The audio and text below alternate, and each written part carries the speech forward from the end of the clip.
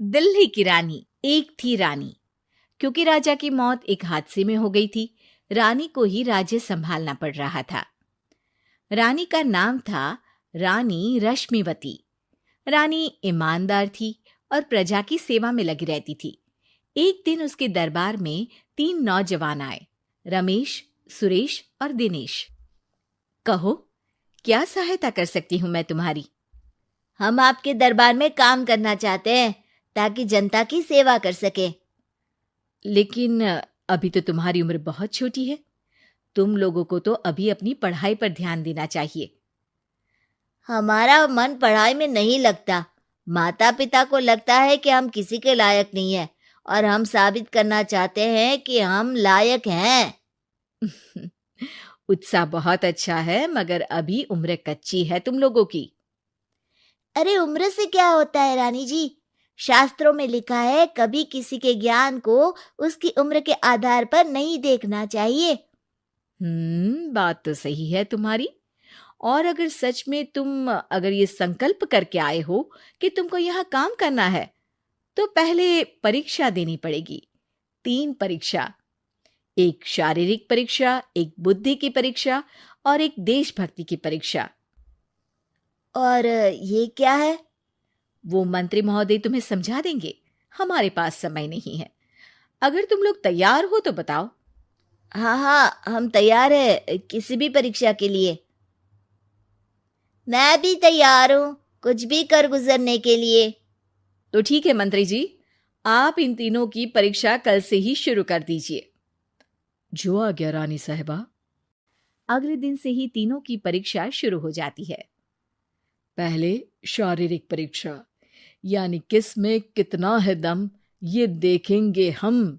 क्योंकि शरीर में दम होगा तभी तो प्रजा की सेवा में दम लगा पाओगे। हमें क्या करना होगा? वो पेड़ दिख रहा है, जो सबसे पहले चढ़ेगा उस पे दरबार में नौकरी पाने के अवसर उसी के बढ़ जाएंगे। मैं चढ़ता हूँ। अरे रुको रुको, गिनती गिनने दो। 1, 2, 3।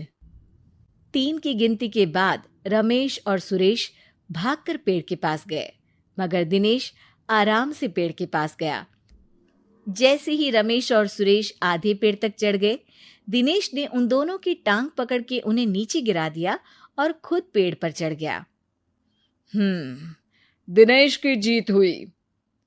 अरे लेकिन इसने बेईमानी की। बेईमानी नहीं की, बुद्धि लगाई। शरीर के दम के साथ दिमाग में भी दम होना चाहिए। क्यों मंत्री जी? हाँ हाँ, बात तो तुम्हारी सही है, लेकिन बात अगर बुद्धि की है तो बुद्धि की असली परीक्षा हम कल लेंगे। शाम को जाकर मंत्री रानी को सब बता देते हैं। यानी दिनेश उन सब में ज्यादा होशियार है। जी रानी साहिबा। अगले दिन तीनों की बौद्धिक परीक्षा का समय होता है। आज हमें क्या करना है मंत्री जी? थोड़ा सब्र करो, कल जल्दबाजी में ही हारे थे तुम। सही कह रहे हैं मंत्री जी। अरे तू क्यों ज्यादा बोल रहा है? तू भी तो हारा था ना कल। ए दिनेश, ज्यादा होशियार मत बन। अरे अरे अरे, लड़ो मत।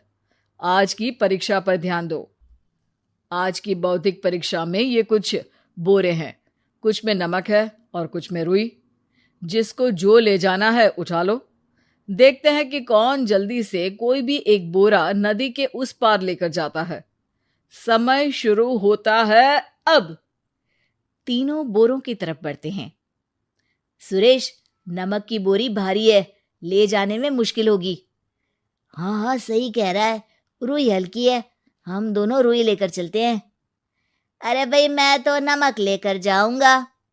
रमेश और सुरेश ये सोचकर हंसते हैं कि आज तो दिनेश हार ही जाएगा। दौड़ शुरू होती है। 1, 2, 3। तीनों नदी की तरफ भागते हैं।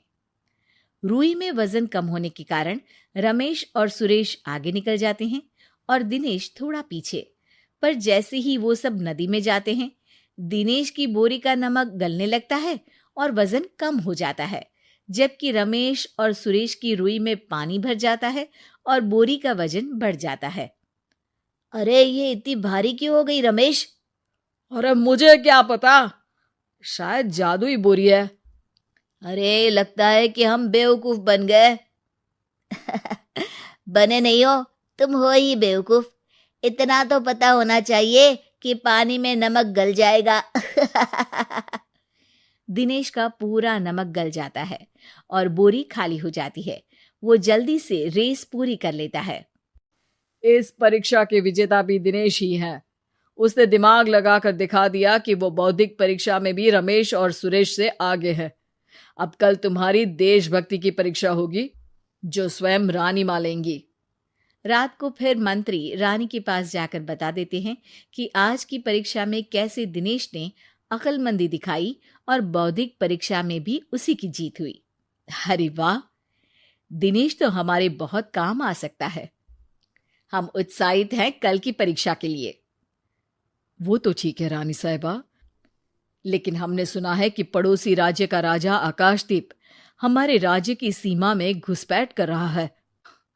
ये तो चिंता की बात है। हमें जल्द ही कुछ करना चाहिए। अगले दिन रमेश, सुरेश और दिनेश अपनी आखिरी देशभक्ति की परीक्षा के लिए दरबार में आते हैं। प्रणाम रानी साहिबा। नमस्कार रानी जी। प्रणाम रानी माँ। हमने तुम्हारी परीक्षा पर गौर किया। दिनेश आगे हैं। हम तुम तीनों में से किसी दो को ही दरबार में काम दे सकते हैं। किसी एक को आज जाना होगा। तो देशभक्ति की परीक्षा के लिए तैयार हो? पूरी तरह से। मैं तीनों से एक ही सवाल करूंगी। जिसका जवाब सबसे सही लगेगा उसे तो नौकरी मिल ही जाएगी। फिर दूसरे सबसे सही जवाब देने वाले को भी काम मिलेगा। आप लोगों का समय शुरू होता है अब। ज्यादा सोचने का समय नहीं होगा। जो मन में पहली बात आए उसका जवाब दे। तो सवाल यह है कि तुम इस मिट्टी के लिए क्या कर सकते हो? मैं इस मिट्टी को साफ रखूंगा। यहाँ के लोगों के भोजन की कमी को मैं पूरी करूंगा। मैं यहाँ के लोगों को गले लगा लगा के उनको खुशी दूंगा रानी माँ, और गरीबों के लिए घर बनवाऊंगा। मैं इस मिट्टी के लिए किसी की जान भी ले सकता हूँ रानी माँ। मंत्री, दिनेश को एक तलवार दो। जी रानी जी। दिनेश, पड़ोसी राज आकाशदीप की जान तुम्हारे हाथ में है। जाओ, अपना काम पूरा करो। आज रात को तुम उस पर हमला करोगे जब वो सो रहा होगा। दिनेश वहां से चला जाता है। रानी माँ, ये आपने क्या किया? अभी किया नहीं है मंत्री जी। आप आकाशदीप को संदेशा भिजवाओ कि पड़ोसी देश का एक कातिल रात को उन पे हमला करेगा और दिनेश को पकड़वा दो। अरे, ये आप क्या कह रही हैं? और क्यों कर रही हैं आप ऐसा? राजा को लगेगा कि हमने उसकी मदद की, उसकी जान बचाकर। वो हमारे राज्य का पीछा छोड़ देगा और हमारा एहसानमंद हो जाएगा। और दिनेश का क्या होगा? इस राज्य को दिनेश जैसे शातिर और लड़ाकू लोगों से ज्यादा जरूरत है ऐसे लोगों की, जो लोगों को खाना खिलाने की और खुश करने की बात करे। और ये गुण सुरेश और रमेश में है। इन्हें नौकरी दे दो। दिनेश बहुत चतुराई से नौकरी हड़पना चाहता था, जिसके लिए उसने रमेश और सुरेश जैसे दोस्तों का भी नुकसान किया। पर रानी ज्यादा चतुर निकली। उसने एक तीर से दो निशाने लगाए। दिनेश जैसे खूंखार युवक को राज्य से बाहर करवा दिया और पड़ोसी राजा आकाशदीप को अपना एहसानमंद कर लिया। पूरा दरबार रानी की जय जयकार कर रहा था।